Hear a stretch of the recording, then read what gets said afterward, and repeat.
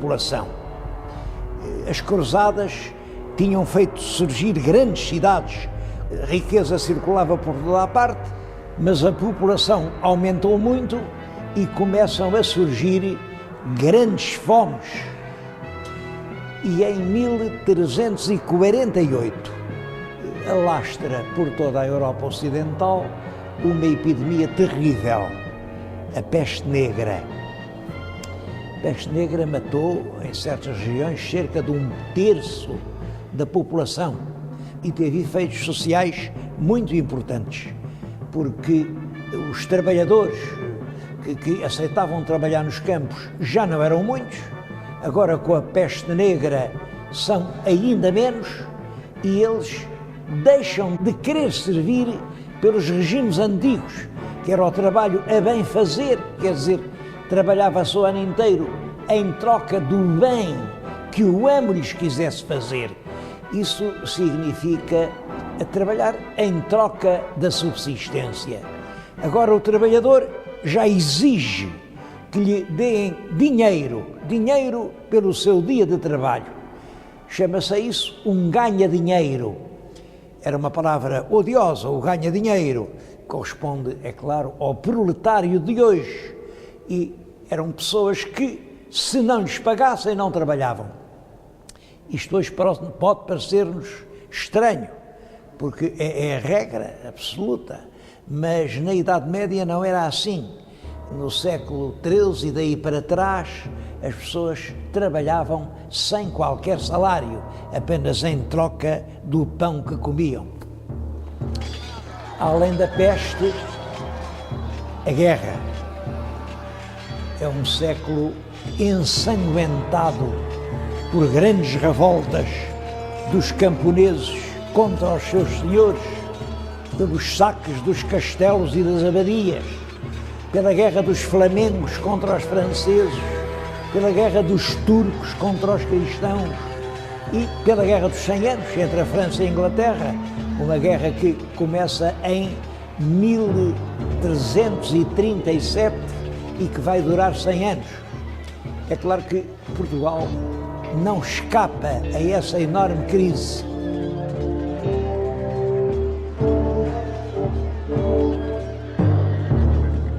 O novo rei, Dom Afonso IV, começou a reinar em 1325. Os dois acontecimentos mais célebres do reinado são a morte de Dona Inês de Castro e são a Batalha do Salado. A Batalha do Salado é uma batalha travada no sul de Espanha, perto da cidade de Tarifa, contra os exércitos coligados do rei de Marrocos com o rei de Granada, que fizeram um último esforço para reconquistar para o Islão a Península Hispânica. Nessa batalha, os mouros foram completamente vencidos pelos reis, também coligados, de Castela e de Portugal. O rei de Castela é Afonso XI, o rei de Portugal é Afonso IV. E eu estou a falar-lhes nisto aqui perante o túmulo de um dos combatentes do Salado, Lopo Fernandes Pacheco, que foi um fiel conselheiro de Afonso IV e que o acompanhou na tal famosa batalha.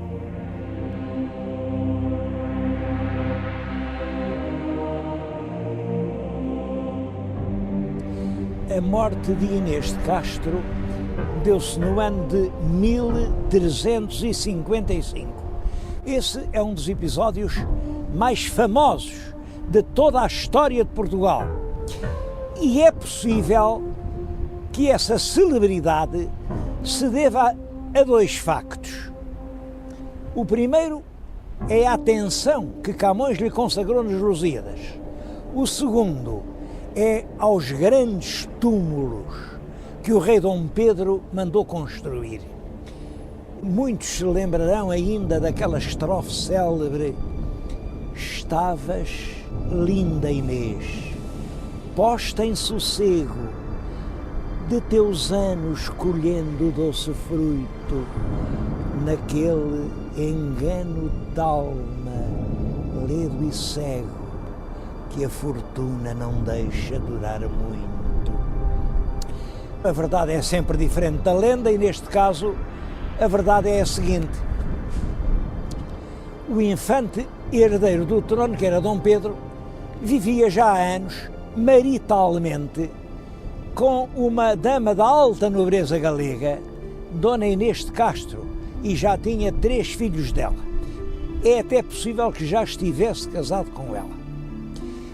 Entretanto, em Castela, rebenta uma grande revolta contra o rei, a quem eles chamaram Pedro Cruel, e para o substituir, vêm convidar o nosso infante Dom Pedro, o herdeiro da coroa portuguesa. É claro que isso levaria o infante a meter-se numa guerra que não tinha nada a ver connosco, mas naturalmente que a companheira do infante, a Dona Inês de Castro, via nesse convite uma grande honra.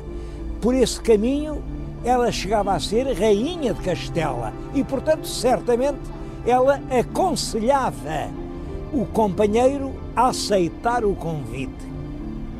Isto que eu estou a dizer não é uma pura hipótese, é isto que se retira dos documentos que nós conhecemos.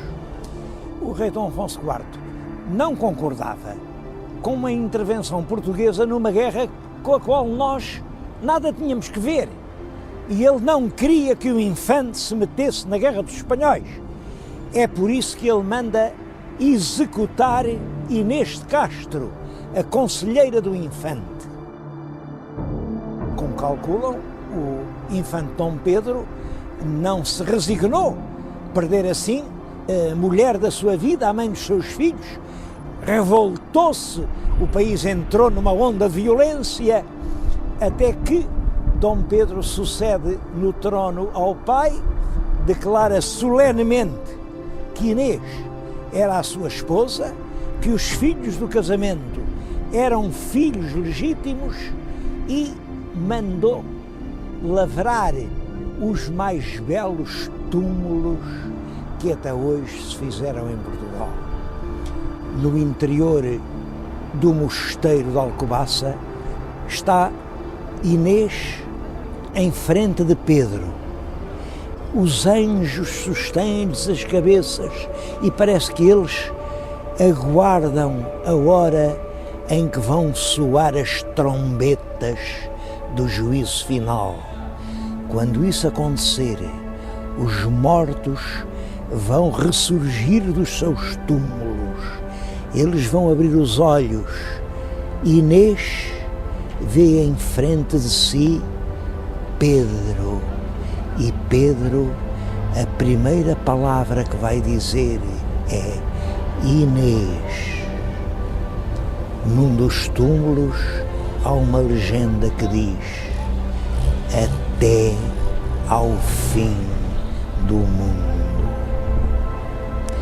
Eu acho que esta é uma das mais bonitas lendas de amor de toda a história da Europa. E eu não entendo bem como é possível que hoje todo o mundo se comova diante dos túmulos de Romeu e Julieta, que nunca existiram, senão na imaginação de um genial poeta inglês, e permaneça tão impassível perante estes túmulos verdadeiros de uma das mais dilacerantes histórias de amor que jamais no mundo se contou.